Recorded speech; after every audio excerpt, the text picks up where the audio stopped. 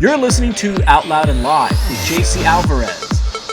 NBC premiered its latest medical drama, Brilliant Minds, starring Zachary Quinto as Dr. Oliver Wolf, a specialist in traumas associated with mental health. The series is the brainchild of writer, executive producer Michael Grassi, whose career working on many hit series, including Riverdale and The Grassi, has led him on an inspired road to brilliant minds. Here now is Michael Grassi. Hi, JC. How are you? Good. How are you, Michael? I'm good. Thank you for doing this today.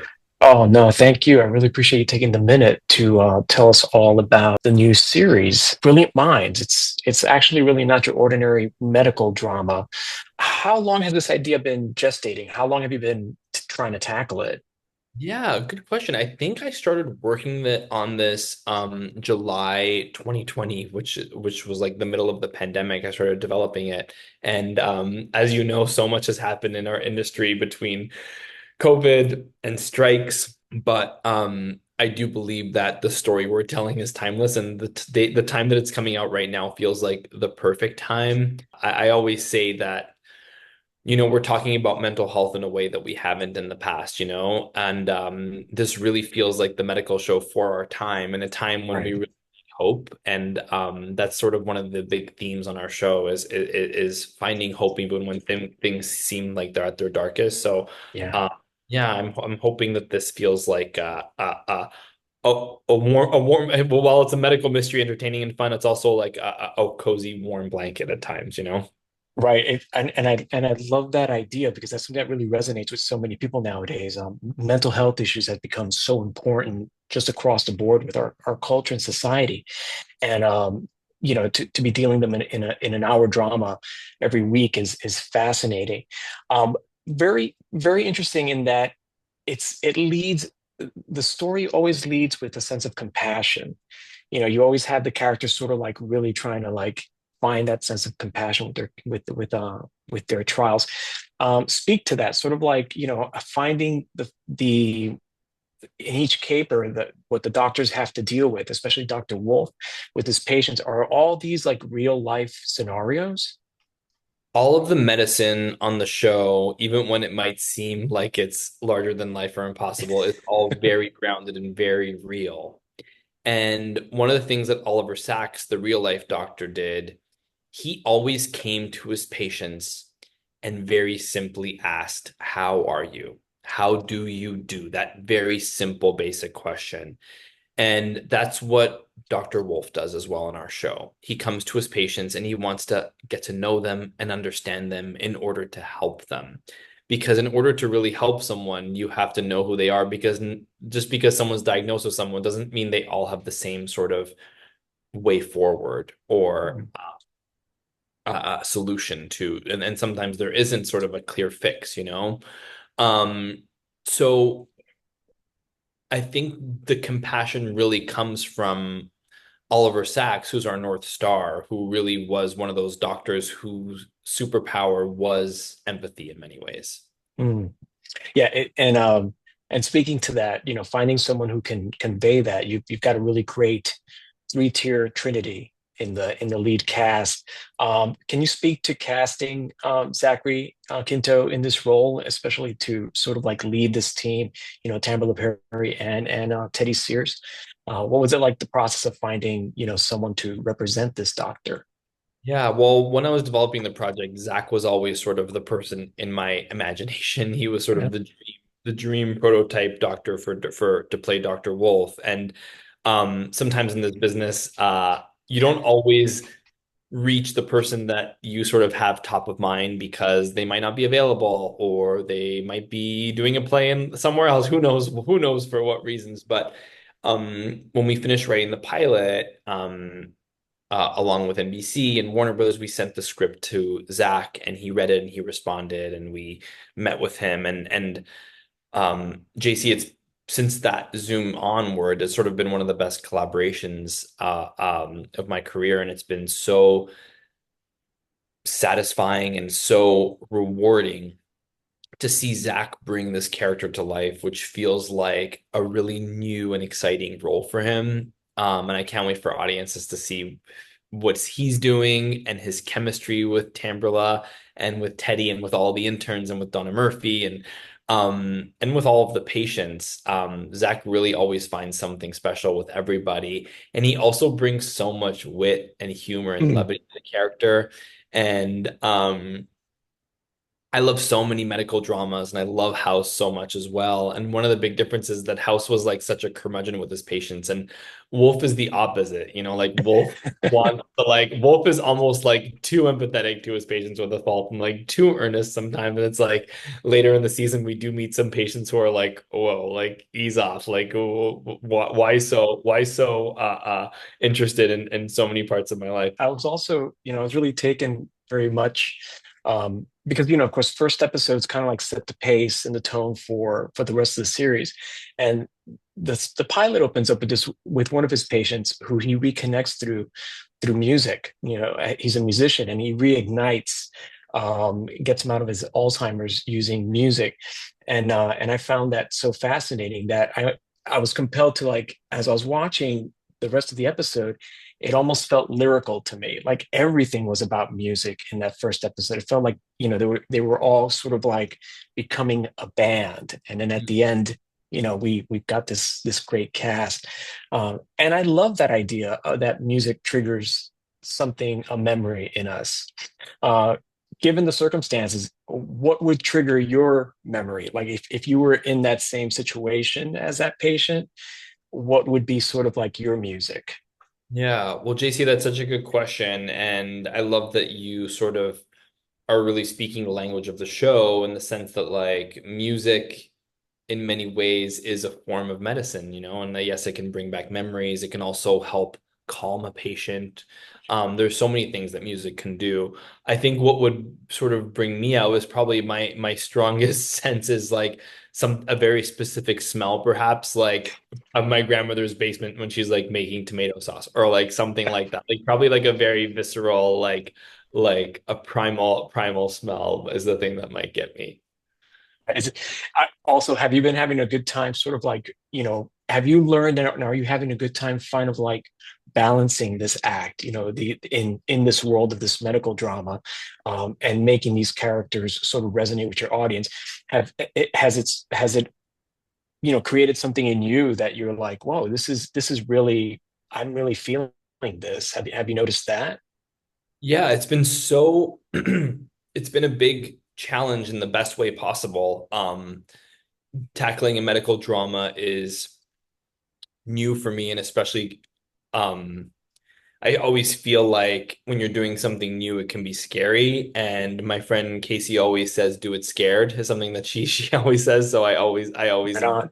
yeah, it's like just do it scared. And I think that's something that our doctors are dealing with as well, especially our young interns. Like they're having to do this, and I think they're doing it scared a lot of the times. And how do they navigate that? And um, yeah, I'm learning every day, and I'm learning every step of the way. And I hope to continue learning, and I hope to continue sort of pushing the show. And every time you make an episode of a show, you learn something new about the show.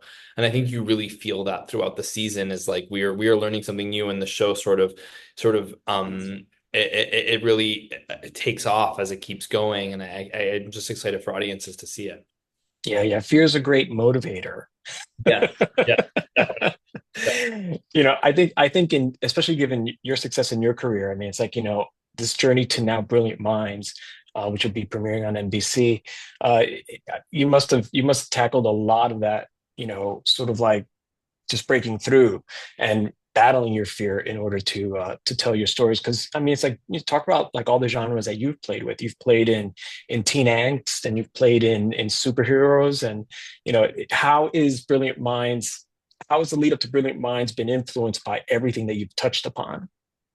That's such a good question, JC. I think I've learned something on every show and every experience that I've done. Um, and I think that does inform everything that you do. Um, and one thing in particular I often think about is on my very first writing job, which was the teen soap Degrassi. That was the first job I ever had a long time ago now.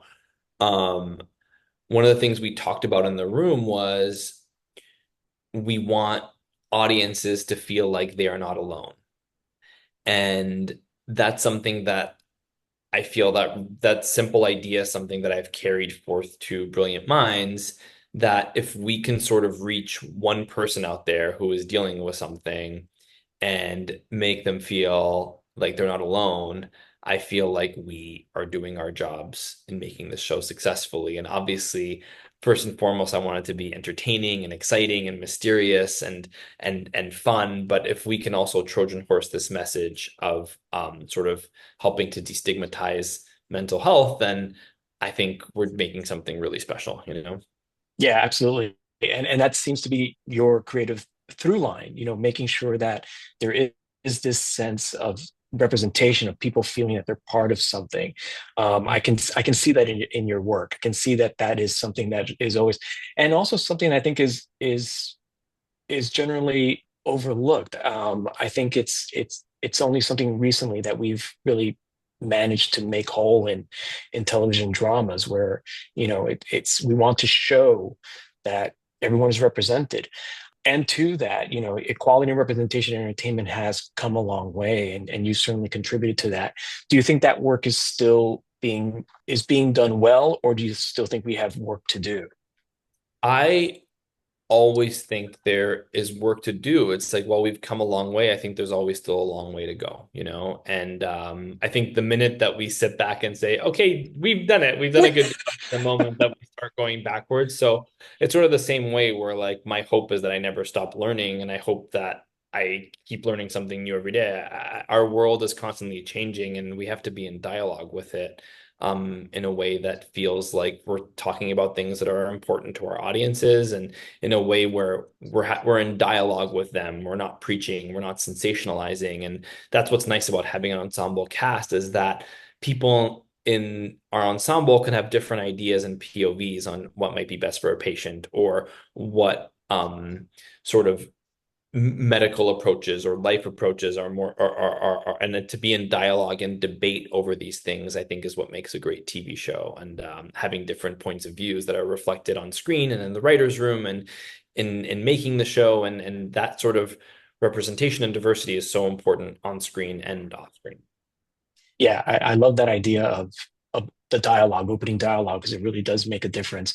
Um, who have been your heroes in your career? Like people that because you've had some really great teammates along the way and worked with some really great stuff. Who have been some of the bigger influences in your creative career?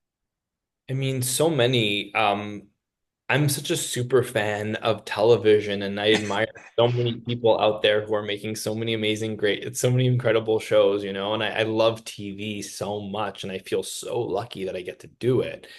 And from when I was very young, I think one of the reasons why I'm doing this today is because a lot of the shows that Greg Berlanti created and wrote and worked on. Greg Berlanti was so formative. He's created so many beloved, iconic shows, and the fact that I've been working with him for I think 10 years now and have the opportunity to make Brilliant Minds with him feels like a dream come true. And I feel very fortunate to be working with Greg and also people like Roberto Aguirre Sacasa, who I worked on Riverdale, and Katie Keene with, and then so many people out in the business. Like I'm such a big Shonda Rhimes fan. I love Ryan Murphy shows. I sort of love it all, you know. I'm a big TV fan, and I feel very lucky to be out here making it alongside all of these very talented people. Right on. And now with Brilliant Minds about to make a splash, what do you want audiences to take away from with this new show, this new endeavor of yours? Yeah, I hope they come to it to sort of like get to know all these characters and fall in love with them the same way that I have, you know, and the same way that a lot of our cast have, and yeah, I just hope that people sort of join the dialogue with us, you know, and they feel seen and like they're represented, I think are all the things that are really important to me. Right on. Michael, thank you so much for spending some time with me. Congratulations on the show, and I'm sure that everyone will be tuning into Brilliant Minds. Thank you, JC. Nice to meet you. Likewise. You've been listening to Out Loud and Live with JC Alvarez. If you like what you've heard, tune in and also check out thefanzite.com for all your entertainment and pop culture news. I thank Michael Grassi for spending some time with me and opening us up to Brilliant Minds. premiering on NBC on Monday, September 23rd at 10/9 Central, starring Zachary Quinto. Check your local listings. Thanks for joining me, and always stay tuned.